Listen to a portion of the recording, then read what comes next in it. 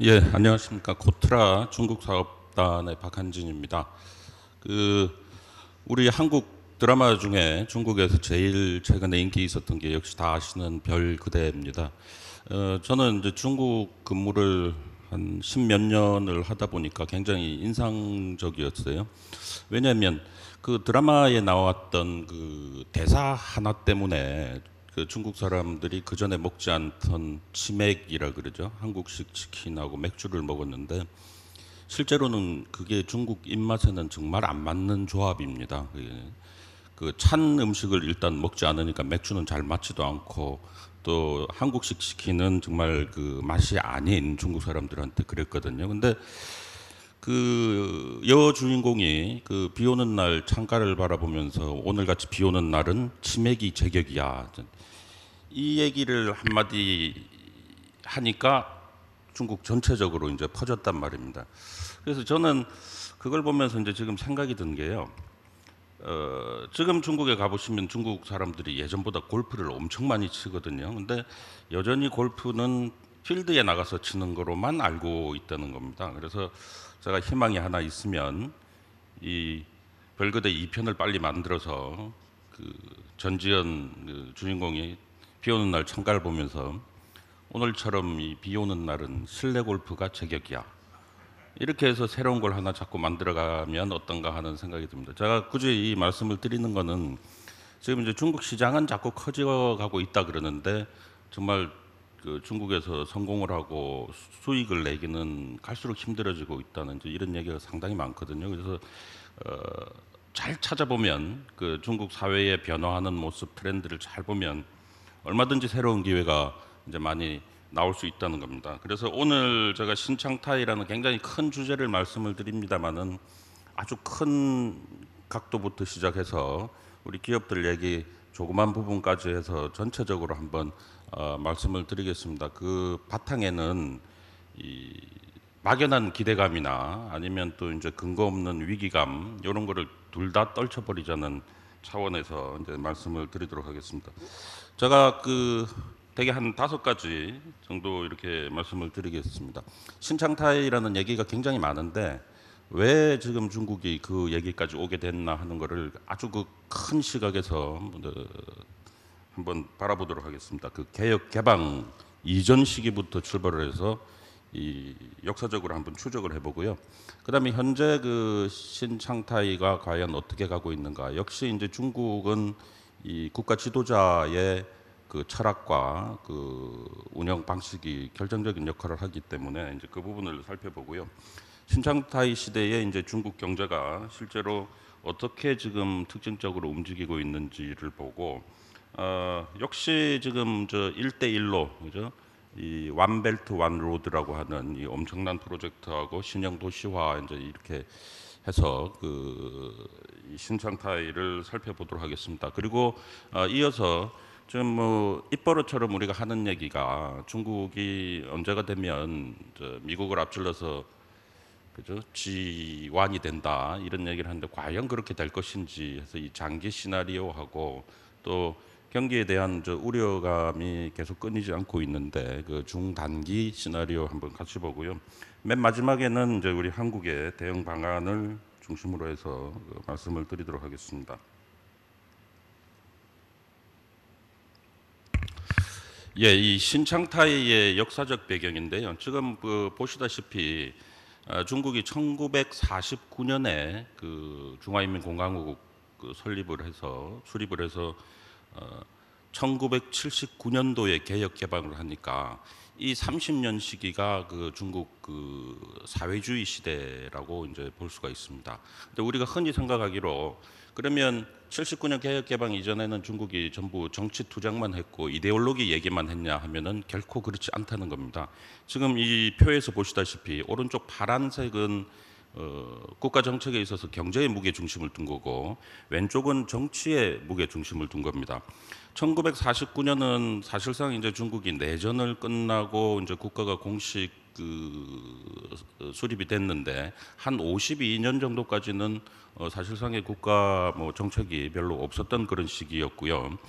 1953년부터 중국이 제1차 경제개발 5개년 계획을 시작을 하게 됩니다. 그러면서 정치보다는 경제 쪽에 이렇게 무게를 뒀는데, 바로 이어서 다 잘 아시는 이제 대약진을 모택동이 이제 주동을 하면서 그 좌쪽으로 이데올로기 투쟁 쪽으로 이제 굉장히 들어갔죠.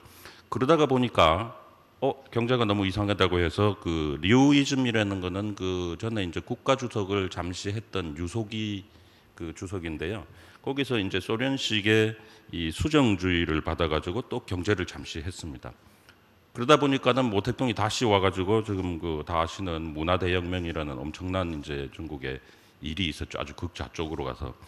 그게 이제 79년 이후에 이제 개혁 개방으로 방향을 선회했던 겁니다. 그러면 지금 이렇게 30년을 두고 보시게 되면 국가가 굉장히 좌와 우를 정신없이 왔다 갔다 한 이제 그런 시기라고 볼 수가 있죠. 아예 좌면 모르고 우면 모르겠는데 이렇게 왔다 갔다 했다는 거는 이거 굉장히 국가 경영에 있어서 아주 그 힘든 시기다고 볼 수가 있습니다. 그 위에 그 7명의 사진이 있는데요. 제가 어디 가서 맨 왼쪽에 맨 앞에 있는 이분이 누굴까요? 물었더니 그 자장가 많이 만드신 브람스라고 이렇게 하신, 브람스가 아니고 그 마르크스입니다. 근데 아마 저 우리 포털 찾아보시면 얼굴이 거의 비슷하게 나옵니다. 브람스하고 그 마르크스하고요. 그 다음에 그 옆에는 레닌이고 또 지금 이제 중국의 역대 지도자가 이렇게 쭉 와 있습니다. 그 지금 중국이 개혁 개방해서 마르크스 레닌의 뿌리가 완전히 없었다고 생각하면 그건 또 사실과 조금 다른 이제 그런 상황입니다. 예, 그래서 30년 전에, 그러니까 개혁 개방 이전의 30년 시기는 이렇게 좌와 우를 왔다 갔다 했는데, 그러면 개혁 개방 이후의 30년 시기를 이제 한번 보시죠. 지금 그 79년도 해서 파란 게 이렇게 올라와 있지 않습니까? 이제 이 부분이 그 개혁 개방 이후에 막 이제 연결된 이제 시작된 부분인데요. 79년도부터 88년도까지 경제 건설을 하자고 해가지고 경공업 중심으로 해서 국가가 엄청나게 투자를 했었죠. 근데 과열이 돼 버렸습니다. 그래서 이제 돈도 빼고 정책도 조금 줄이고 했더니 그 다음에 88년, 92년 해가지고 경기가 조정기에 급속히 이제 떨어졌죠.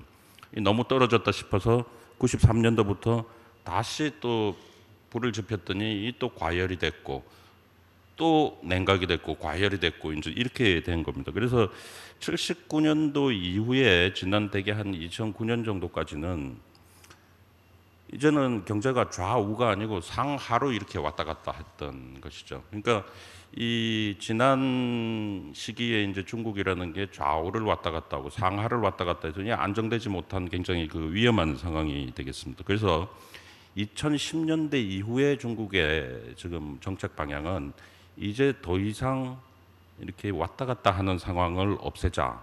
그렇게 하기 위해서는 양적인 이 팽창을 추구로 할 게 아니고 질적인 발전을 도모를 해야 한다는 이제 그런 얘기를 하기 시작한 거고요. 또 그 과정에서 가장 중요한 거는 국가가 그 막 투자를 해서 돈을 집어넣어서 경기 불을 떼고 너무 더워지면 또 뺐더니 또 냉각이 되고 이제 이런 것은 더 이상 하지 말자.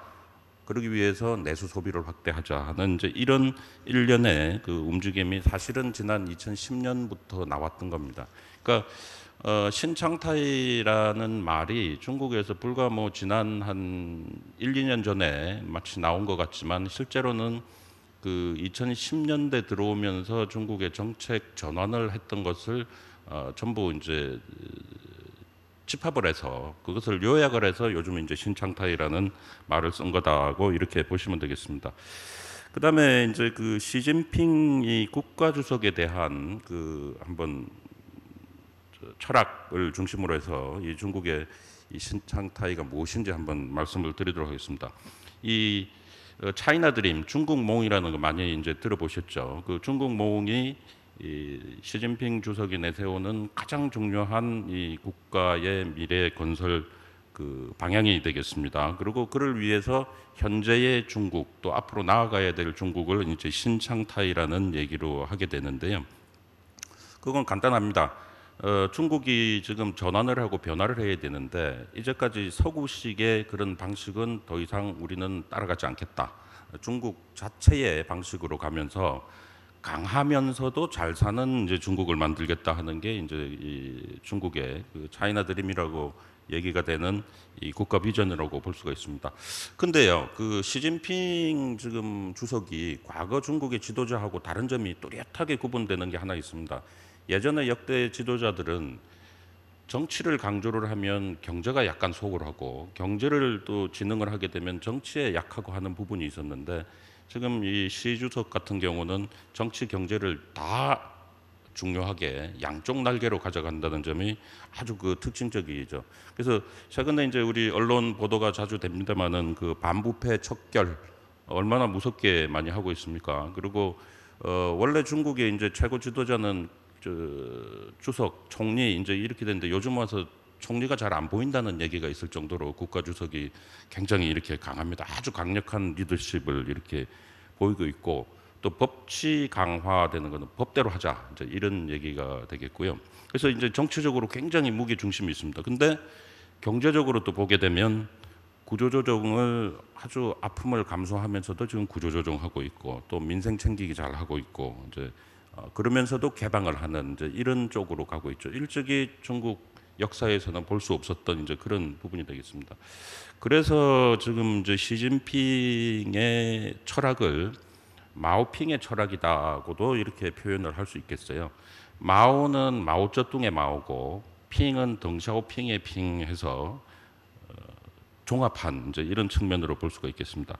그 윗부분에 이제 시진핑의 통치 철학이 있습니다만은 이것은 그 시진핑의 그 개인의 그 퍼스널리티를 중심으로 해서 한번 본 겁니다. 권력이 상당히 이제 집중이 되어 있고요.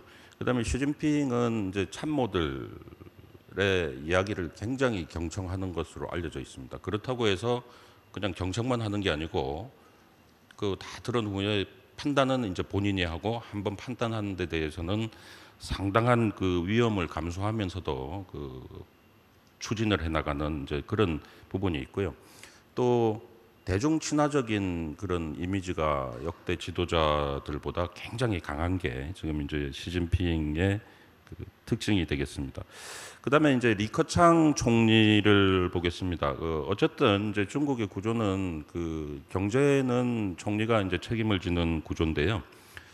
그 리코노믹스라고 해서 지난 2년 전에 그 이 지금 현 집권 체제가 출범을 했을 때 리커창 경제학이라고 해서 이제 나왔었죠. 그 리커창 경제학의 요지는 조금 전에 제가 말씀드렸습니다만은 이 성장보다는 조정이 우선이고 또 그러기 위해서 저 제도 개혁을 하고요. 이거를 저 이제 뭐 고사성어 비슷합니다만은 간단하게 표현하면 지금 한자가 돼 있는 적입니다. 선주감법, 후주갑법에서 먼저 뺄셈을 하고 그 다음에 덧셈을 한다는 거죠. 구조조정을 하려면 그 묵은 걸 빼야 되지 않습니까? 그러니까 이제 저렇게 보시면 될 거예요. 중국이 그 사이에 양적인 성장을 하기 위해서 엄청나게 이제 먹었습니다. 양을 많이 먹었어요. 그래서 몸이 마치 그 스모 선수처럼 이렇게 이제 커졌죠. 그러니까 주위에서 이 무서운 덩치 때문에 귀찮게 하는 사람은 없지만 뛸 수가 없다는 겁니다. 성인병이 생겨가고 있고 그게 현재 중국 경제의 문제점이 아닌가 생각되는데요. 그래서 우선 다이어트도 좀 하고 운동도 하겠다. 이걸 이제 감법, 뺄셈으로 이렇게 보시면 되겠습니다. 그 다음에 이제 가법을 하는 거고, 그러니까 성장은 상당히 접어놓고 조정을 하겠다는 게 이제 리코노믹스였는데요. 근데 지난 그 2013년에 상반기에 리코노믹스 얘기가 굉장히 많이 나오다가 쑥 들어가 버렸어요. 그 사이에. 그래서 이게 왜 이렇게 됐나 했는데 아마 제가 생각하기로는 두 가지가 있었던 것 같습니다. 첫째는 성장은 좀 접어두자고 했는데 그 사이 성장이 너무 불안했던 이제 측면이 있었죠. 그래서 이제 중국 정부에서 고민을 많이 했을 테고, 그 다음에 지난 한 2년 동안 그 국가 주석이 너무 강력한 리더십으로 모든 것을 다 경제까지 다 이렇게 챙기다 보니까는 총리의 모습이 상대적으로 약하지 않았나 하는 생각이 듭니다. 근데 이제 올 초에 다보스 포럼에 리커창 총리가 그 나와가지고 새롭게 제시를 하게 됩니다. 중국은 그죠? 성장을 접고 개혁을 하는 게 아니고 성장과 개혁을 같이 한다는 이 이른바 그 두 가지 엔진 이제 이거를 얘기를 하는 거죠. 그러니까 그 개혁을 하지만 성장에 분명히 신경을 쓰겠다는 얘기고, 그다음에 이를 하기 위해 가지고 이제 그 시장과 정부의 역량을 같이 이제 강화를 하겠다고 합니다. 그리고 이제 리커창 총리가요, 1991년도에 베이징 대학에서 이제 경제학 박사학위를 받는데 그 당시 그 논문 주제가 이 신도시화입니다. 도시화. 그죠? 근데 지금 중국이 국내적으로 내세우는 경제 정책 중에 가장 중요하고 핵심적인 게 바로 이 신형 도시화라는 거거든요. 그래서 올해부터는 중국의 이 신형 도시화 정책이 굉장히 가속화될 거다고 이제 보이고 있고요.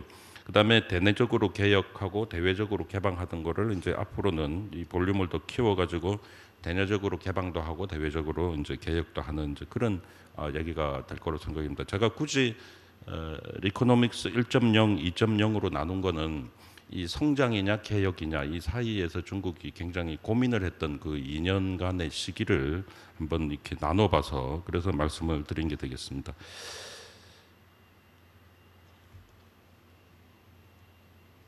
예, 그 다음에는 그 신장타이 시대의 이제 중국의 이 현재 경제 특징과 현상에 대해서 한번 말씀을 드리도록 하겠습니다. 이 부분은 여러 가지 이제 다른 해석이 있을 수가 있을 텐데요. 우선 그 왼쪽의 가운데 부분에 그 녹색 글씨를 한번 봐주시면 되겠습니다. 지금 뭐 일부에서는 중국이 그 7%대로 성장률이 낮아지니까 뭐 엔진이 꺼진 게 아니냐 하지만 여전히 이게 7% 성장했다는 건 엄청난 거거든요. 현재 규모로 7%만 성장해도 매년 그 터키 같은 나라가 하나씩 생기는 겁니다. 그 7% 성장분만. 그리고 작년에 이미 중국의 GDP가 이제 10조 달러를 넘어서 가지고 미국의 한 60%, 일본의 2배 이상 이제 이렇게 커졌는데요. 중국이 너무 이렇게 부상을 하면서 우리가 사라진 말 중에 하나가 이제 브릭스라는 말이 있죠, 그죠? 브릭스 4개국 중에서 나머지 3개국의 GDP를 다 합한 것보다도 중국이 1.5배 이상, 50% 이상 더 많은 게 이제 중국이고, 그래서 현재 이제 중국은 엔진을 식었다고 보기보다는 이 조정을 하면서 이 중고속 성장을 해가는 시기로 이제 보여지고요. 다만 이제 이 과정에서 굉장히 이제 해결해야 될 그런 도전 과제가 이제 많다고 이제 보이게 되겠습니다. 그 9가지 수요가 있는데요. 소비 진작을 위해서 정부가 앞으로 이제 장기적으로 그 소비 중심 정책을 써다 보면 이제 상당히 소비 구조가 개성화, 다양화, 다원화 이렇게 될 겁니다. 그러면 앞으로 한 10년 정도 기간을 잘라서 봤을 때 이제 중국 소비 시장 부분에서는 안 팔리는 게 없을 거다. 이때까지는 그죠? 물건은 비교적 좋으면서 저렴한 게 잘 팔렸지만 앞으로는 이 수요가 다양화되면서 안 팔리는 게 없을 거다고 이제 볼 수가 있을 거고요. 그다음에 종래에는 그냥 그 무분별하게 그 성장률을 끌어올리기 위한 투자를 했습니다만 앞으로는 이제 신기술, 신제품 이제 이런 분야를 중심으로 이제 투자가 방향이 옮겨갈 걸로 보입니다. 그 신창타이라는 게 신상태라는 말이지 않습니까? 한자로 쓰면. 그래서 저는 이제 이걸 신업태라고 나중에 한 번 더 말씀드리겠습니다만은 신창타이 시대에는 신업태 새로운 그 업종이 이제 주목을 받는다 하는데 우리가 이제 신경을 좀 써야 되지 않을까 생각이 들고요. 그다음에 이제 국제 수지 분야에서는 올 지금 4월부터 이미 시작이 됐습니다만은 무분별하게 외자 도입을 위해서 혜택을 남발하지 않고 그 중국이 필요한 외자만 받아들이고 반대로 또 해외에 나가는 거는 상당히 이제 대형화가 될 걸로 이제 그렇게 생각합니다. 그다음에 이제 산업 구조는요. 제가 생각할 때는 가장 큰 중국의 문제는 공급 과잉이 아닌가 하는 생각입니다. 그러니까 자기가 쓰고도 남을 정도, 전 세계가 쓰고도 남을 정도의 어마어마한 이 공급 과잉의 설비 구조를 어떻게 할 건가? 이거는 장기적으로 해결해야 될 문제로 생각이 들고요. 그다음에 이제 생산 요소 부분은 저런 말이 있죠. 중국은 부유해지기 전에, 잘 살기 전에 늙기 시작한다는 고령화가 급속도로 진행이 되고 있는데 고령화가 얼마나 빨리 이제 진행이 되냐 하면 노인 인구가 많아지니까 오히려 실업 인구 걱정이 지금 줄어든다는 얘기가 나올 정도로 그렇게 되고 있습니다. 이 부분 역시도 고령화의 그 현상이 지속이 되면서 어떻게 대응할 건가 하는 게 이제 신창타의 시대의 하나의 과제가 될 거고요. 그다음에 이제 시장 경쟁 부분에서는 지금 표현은 이렇게 되어 있습니다만은 아마 시장 경쟁은 앞으로 더 치열해질 수밖에 없다는 게 보입니다. 그다음에 자원 환경은 이미 이제 뭐 병목에 딱 걸려 있는 이제 상황으로 생각이 됩니다. 에너지도 그렇고 환경 문제도 그렇고 더 이상 중국이 그 방관을 할 수 없는 상황이기 때문에 아마 정부가 굉장히 강력한 통제와 관리를 할 거다. 그래서 이 과정에서 특히 이제 환경 분야는 엄청난 새로운 시장이 앞으로 그 나올 것으로 생각이 됩니다. 환경 오염 업체는 이제 강력한 규제를 통해 가지고 그 도태를 시킬 텐데 그 과정에서 이 도태되지 않기 위해 가지고 설비를 이제 새로 갱신하는 그런 수요가 엄청나게 많이 생기고 있다는 것이죠.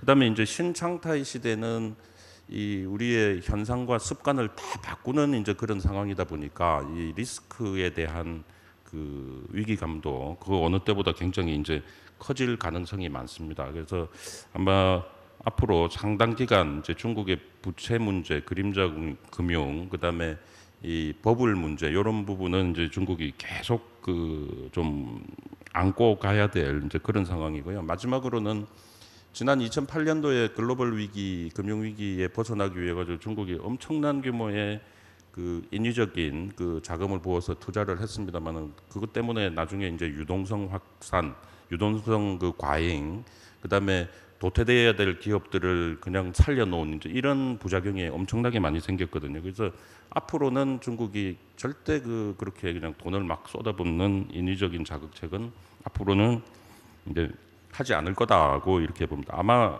그 제 생각에는 이제 그런 시기는 이미 지나간 것으로 이제 생각이 됩니다. 그다음에 이제 요 부분은요 오른쪽에 그 두 사람 지금 사진이 있습니다만은 현재 이제 중국 경제 정책에 있어서 가장 그 영향력이 크고 그 뒷 배경을 많이 제공한 사람이 이제 이 두 사람이라고 생각합니다. 위에 있는 교수는 리닝 교수입니다.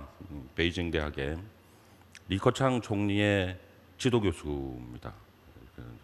그다음에 아래는 그 세계은행 그 부총재를 역임한 리니프 교수 이제 두 이 교수의 관점은 상당히 다르지만 지금 그 공이 이제 현재 중국 경제 정책에 있어서 굉장히 그 영향을 미치고 있는 이제 그런 부분입니다. 왼쪽 그래프에 있어서는 한번 봐주시면은요, 이게 간단합니다. 그 소비가 또 투자가 이제 GDP 성장률에 어떻게 영향을 미치나 하는 건데요. 지난 2009년에 보시면 이때가 이제 글로벌 위기 대응하던 시기였지 않습니까? 이게 이제 비슷해야 되는데 파란 거 빨간 거 비슷해야 되는데 이제 빨간 게 이렇게 과도하게 올라갔다는 겁니다. 이 효과가 나중에 엄청난 문제를 일으켰고요. 지금 그 이후로 쭉 보게 되면은 소비가 투자보다도 이미 이제 올라왔다는 거죠. 2014년도부터 이게 이제 점점 소비 중심으로 이제 가고 있다는 거고요. 그다음에 이제 핵심 이 기둥 산업이라고 합니다만은 여기서는 2차 산업하고 3차 산업의 비중이 어떻게 되는가를 이제 보는데 2013년에 이게 이제 역전이 되기 시작합니다. 그 3차 산업 비중이 이제 높아졌다는 거죠. 이게 상당히 중국 경제에서는 아주 큰 의미를 지금 보이는 걸로 생각이 됩니다. 그 부분은 이어서 제가 다시 이제 설명을 드릴 텐데요. GDP가 올해 7% 성장한다는 거는 그 저는 그 상당히 그 정책을 잘 맞췄다고 생각이 듭니다. 만약에 올해 9% 10% 목표를 내놓으면 정말 정신을 못 차리는 거죠. 왜 우리가 GDP 성장에 이 관심을 두냐 하면 결국은 일자리거든요. 일자리가 없으면 GDP 아무 상관이 없지 않습니까? 이 그래프는요. GDP가 1% 포인트 성장할 때마다 고용이 얼마나 창출이 됐나 하는 이제 그런 부분이 되겠습니다. 그래서 지난 이게 이제 2001년이죠. 2001년에 되면은 한 93만 명, 95만 명 정도 GDP 1%당 그렇게 됐는데 이게 이제 2013년에 오게 되면은 그죠? 막 170 막 이렇게 올라갑니다.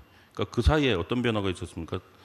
단순 제조업에서 지금 서비스업으로 하면서 산업 구조가 급속히 바뀌었다는 것이죠. 그래서 GDP 성장률은 떨어졌지만 실제로 고용 창출 효과는 훨씬 더 나오고 있다. 이제 그런 의미에서 보면 지금 중국의 성장률은 뭐 상당히 무난하다고 저는 저기 보입니다. 그리고 여러 가지 방향에서 계산을 해보게 되면 설사 5% 성장을 하더라도 매년 신규 일자리 1천만 명 창출은 가능하다. 뭐 이렇게 이제 보는 것이죠. 우리 그 GDP 관련해서 뭐 이런 좀 우스갯소리가 있는데요. GDP 숫자에 너무 매몰되지 말자 하는 얘기입니다. 이 중국의 그 A, B 두 친구가 길을 가고 있었습니다. 근데 그 길 앞에 개똥이 하나 있었거든요. 그러니까 A라는 친구가 B한테 자기 친구 골탕 먹이려고 너 저 개똥 먹으면 내가 5천만 원 줄게 그랬어요. 그래서 B가 돈이 탐이 나서 얼른 개똥을 먹고 5천만 원을 받았습니다. 근데 그러고 나니까 둘 다 찜찜합니다. 그 B는 돈은 벌었는데 개똥을 먹었죠. A는 친구 약 올려줬는데 돈을 잃어버렸다는 거죠. 그래서 둘 다 찜찜해서 길을 가다 보니까 개똥이 하나 더 나왔어요. 그러니까 이번에는 둘이 약속한 것처럼 B가 이제 A한테 너 개똥 먹으면 내가 5천만 원 돌려줄게 그랬어요. 그러니까 A가 얼른 먹고 다시 5천만 원 이제 받았습니다. 그러고 나니까 이제 멘붕이 된 겁니다, 둘이. 그러니까 돈은 똔똔해서 그대로 있는데 둘 다 그냥 앞서거니 뒤서거니 개똥만 먹어버린 거죠. 그래서 이런 멍청한 짓을 했네 해서 이제 우리 선생님 찾아가서 이 어리석음을 고하자고 해서 이제 선생님 저희가 이렇게 어리석은 짓을 했습니다 했더니 그 선생님이 그 야단이 아니고 칭찬을 쳤답니다. 칭찬을 했답니다. 아니다, 니들은 지금 1억 원 상당의 GDP를 창출했다. 그죠? 이게 이제 돌고 돈. 그러니까 이 GDP라는 게 이 말씀은 뭐냐면 이게 양이 중요한 게 아니고 질이 정말 중요하다는 이제 그런 적이죠. 그래서 크게 보면 과거의 중국의 GDP는 그 환경 뭐 이런 거 전혀 생각을 안 했다는 점에서 블랙 GDP라고 할 수도 있고요. 어떻게 보면 또 출혈 GDP라고 할 수도 있는데 이게 이제 신창타이 시대에는 그린 GDP로 가겠다 하는 이제 그런 점에서 말씀을 드릴 수가 있겠습니다. 그다음에 이제 앞서 이제 우리 교수님들이 말씀해 주신 내용 중에 이제 D 시대 있었는데요. 지금 중국 경제가 상당히 우려스러운 것 중에 하나는 바로 이 디플레이션입니다. 이게 그냥 굉장히 큰 우려가 되는데요. 그 위에 그 선은요, 선 그래프는 이 정부 목표치고, 그 다음에 아래에 있는 파란 막대 그래프는 실제 이제 나온 성장률입니다. 이게 제대로 잘 맞춰진 기간이 별로 없어요. 그 지난 시대에는 너무 물가가 올라가지고 문제고, 지금 2012년도부터 계속 디플레이션 압력이 지금 떨어지고 있습니다. 지금 2015년은 빨간색은 이건 지금 예측치로 돼 있는데요. 그래서 만약에 올 여름 중반까지도 중국이 이게 계속 이 디플레이션 우려가 커지게 되면 뭐 인위적인 뭐 돈을 집어넣는 건 아니지만 그 어떤 일정한 그 조치가 있지 않겠나, 소비 진작 조치가 있지 않겠나 하는 생각이 듭니다. 그 옆에 그래프 같은 경우는 소비는 비록 중국이 확대를 하고 있지만은 당장 그 일순간에 소비가 확대가 되지 않다 보니까 지금 전체 국가의 돈 흐름을 보게 되면은 여전히 사회 SOC 부분에 중국이 이제 투자를 많이 한다는 걸 알 수가 있습니다. 그래서 당분간은 SOC가 가장 큰 비중을 차지할 걸로 생각이 됩니다. 지금 특히나 그 신실크로드 뭐 이제 이런 또 AIIB 이제 이런 요소가 있기 때문에 그 SOC 부분이 굉장히 클 걸로 생각이 들고요. 그다음에 이제 이 1대1로 이 부분에 대해서 이제 말씀을 드리겠습니다.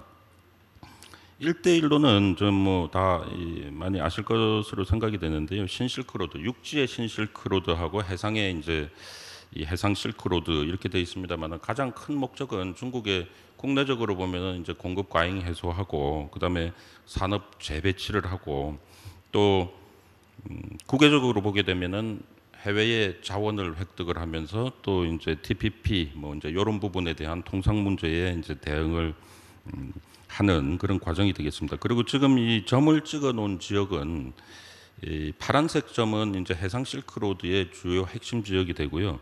노란색이 이제 육상 실크로드고 그다음에 이 녹색은 남부 이제 지금 아세안하고의 지금 관계가 확대되는 지역이 되겠습니다. 우리 기업들이 앞으로 도시들을 이 지역들을 각별히 좀 신경을 써야 될 필요성이 있습니다. 최근의 움직임은 정부 중앙 차원에서는 정책이 안 나왔지만 이 지방 정부에서 한국과의 교류를 확대하기 위해 가지고 어떤 새로운 혜택 조치를 허용을 해달라고 중앙 정부의 승인을 요청을 하고 그걸 다시 이제 확인을 받는 이제 그런 부분이 있습니다.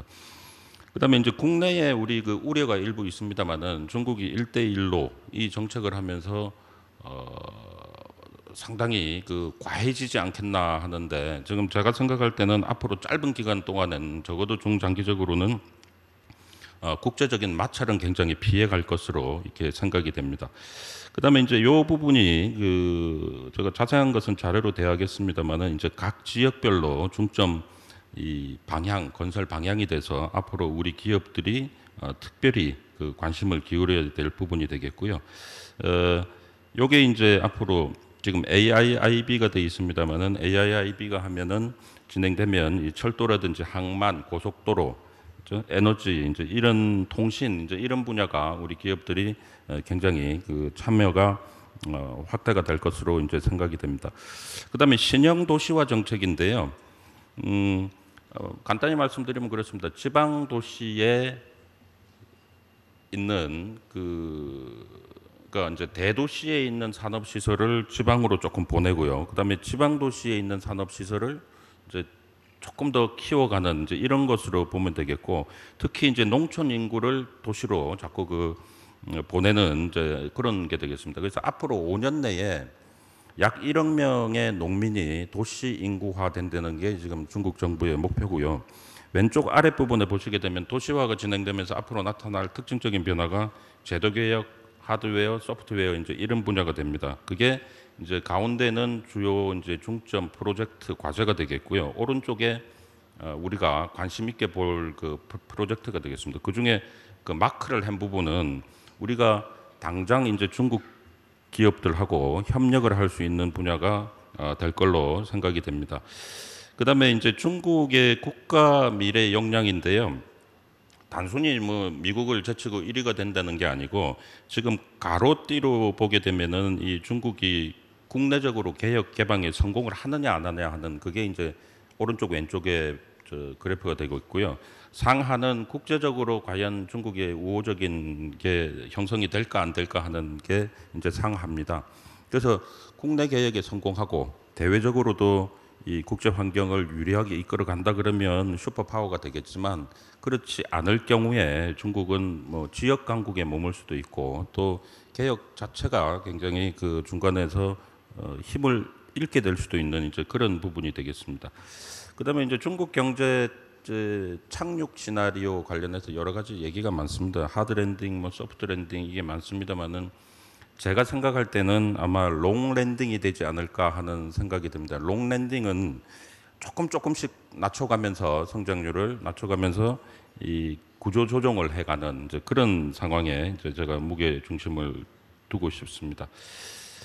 그다음에 이제 제가 지금 이제 시간 관계상 거의 이제 정리를 다 좀 하도록 하겠습니다. 이 부분은 앞으로 중국이 이제 이 문제를 해결하지 않으면 개혁에 상당히 어려움을 받을 수 있는 이제 그런 상황이 되겠고요. 마지막으로 이제 정리를 하겠습니다. 앞으로는 우리가 이제 중국하고 같이 할 수 있는 개념이 필요하다. 그래서 종래에 메이드 인 차이나의 모델이 있으면은 앞으로는 메이드 위드 차이나 중국 기업하고 같이 할 수 있는 게 이제 필요하다는 거죠. 샤오미라든지 화웨이라든지 이런 대기업이 커지고 있다면은 그 기업에다가 우리 부품 소재를 납품하는 구조가 가능할 거고 또 기타 이제 중국 기업들이 약한 부분이 상당히 많다는 것이죠. 그래서 이제 그 부분은 상당히 우리가 같이 나갈 필요가 있고 특히 또 이제 중국의 지금 정책 변화가 미세 조정이 굉장히 많이 일어나고 있는데 그 정책 변화하고 같이 동행하는 그런 이제 전략을 구사를 할 필요가 있다는 이제 생각이 됩니다. 이게 이제 정책 과제가 되겠습니다.